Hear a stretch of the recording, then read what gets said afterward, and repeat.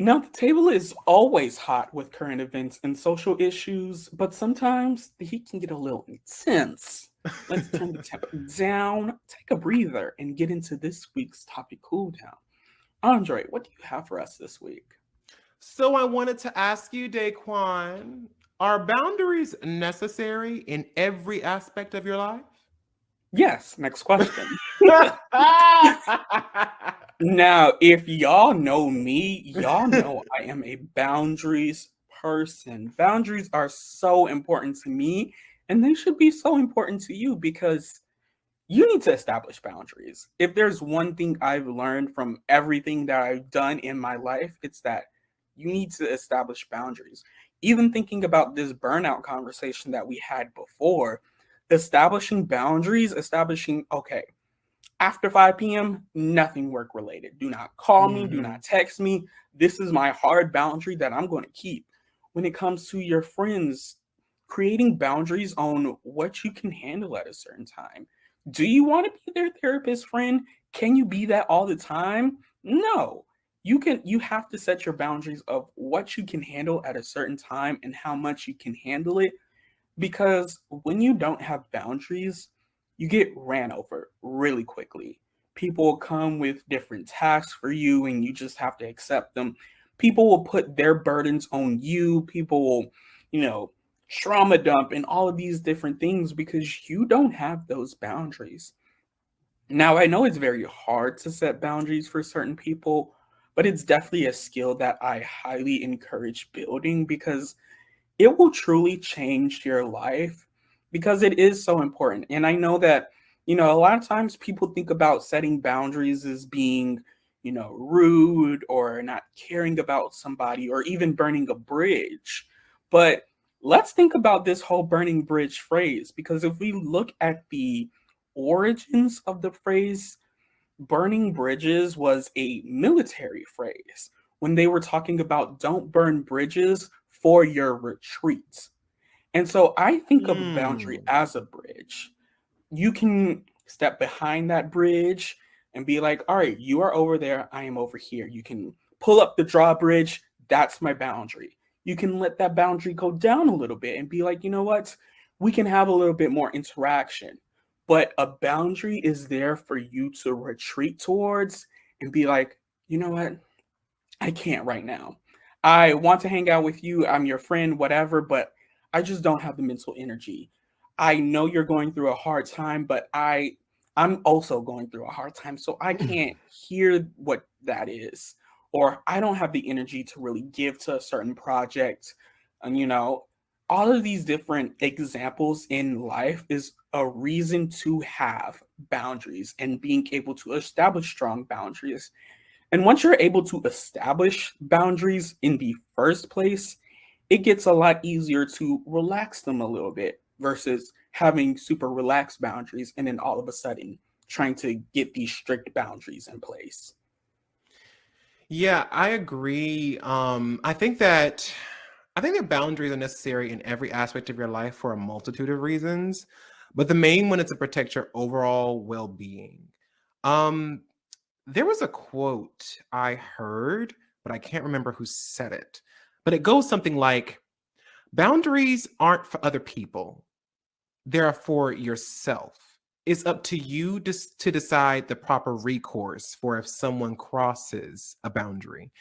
In my professional life, specifically when I worked in retail, one of my boundaries I had to establish was not allowing that company's poor planning skills affect how I operated my life. Um, in retail, you'll often hear the emotionally manipulative phone call from the bosses saying something like, "Oh, we're so understaffed. And I know that you're off today, but can you please come in?" Or, "Oh, dang, you're calling out. Oh, that's so unfortunate because we really needed you in today." Or there's also that fear tactic that they use when people decline working extra shifts, where they say something along the lines of, "If you're trying to move up in the company, you have to be willing to compromise and work to show your dedication," and all that bullshit.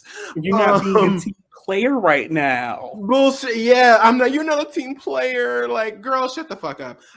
Like, I've had to take a serious look at those tactics and remind myself that my work will speak for itself should I seek a higher position, and that I don't have to compromise my mental and emotional well-being to make it easier for a multi-billion-dollar company that will replace me, like Daquon said a while back, in like 2.5 seconds. That's why my other boundary, like Daquon says it too, also is that like when I'm at work, I'm at work. And nowhere else does that work follow me the moment I clock out. And then there are my personal boundaries that I have with my friends or my romantic partners that I have no problem voicing when they come up as well. I let all my friends and my romantic partners know what those boundaries are. And if there is ever a small misstep on that boundary I have, I give the person a chance to correct.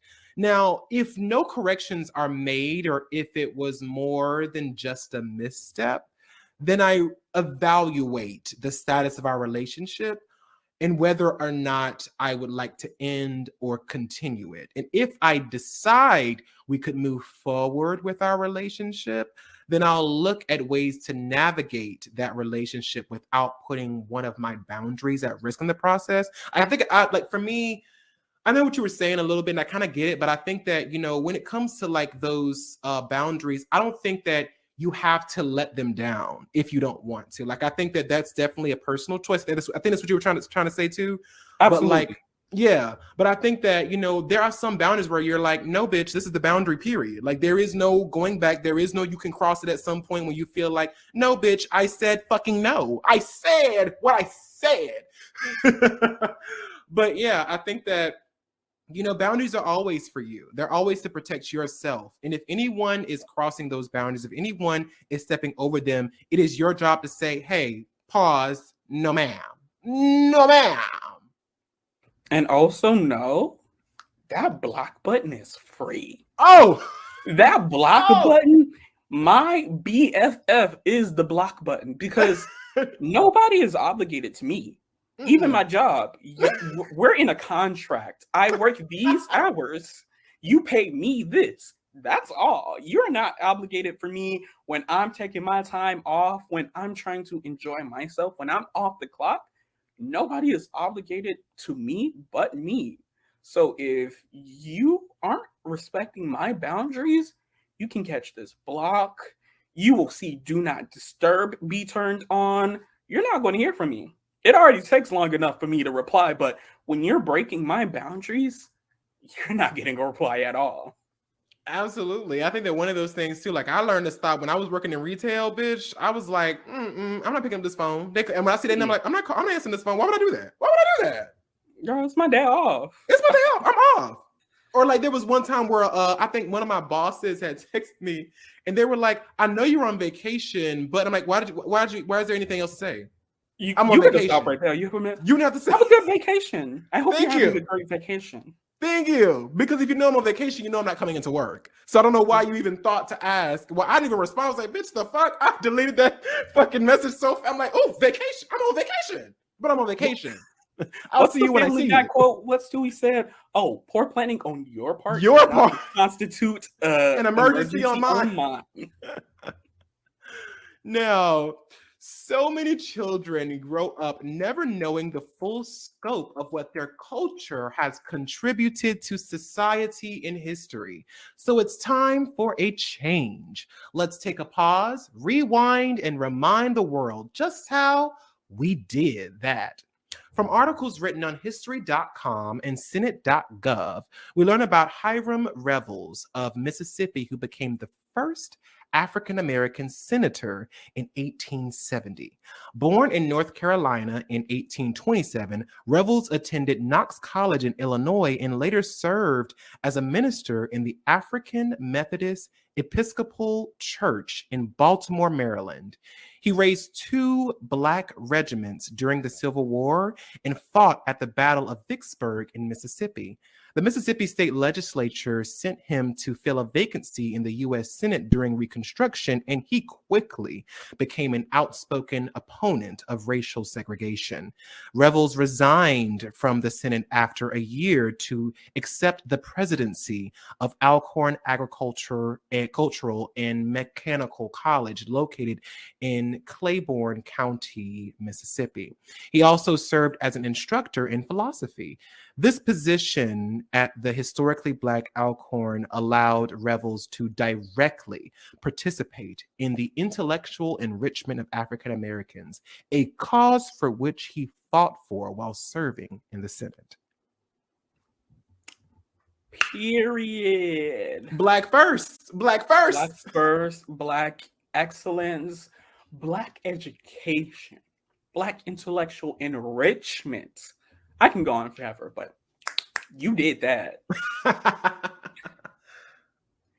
In an article from the National Inventors Hall of Fame, we learn about Jan Ernst Matzliger, who was an inventor who revolutionized the shoe industry with his invention of the automatic shoe lasting machine, which automated the process of attaching a shoe sole to its upper portion.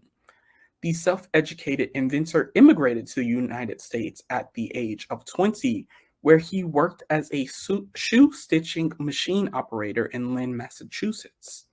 Seeing the manual labor required for the bottoming process, he was determined to create a machine that could do it.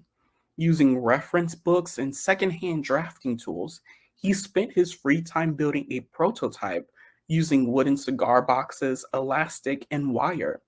After 2 years, his invention was complete and could produce 700 pairs of shoes per day, a significant increase from the 50 pairs that a skilled worker could make by hand. As a result, shoe prices dropped by nearly half, making quality shoes more affordable for many people, and the working conditions of the shoemaking industry improved for workers and wages doubled.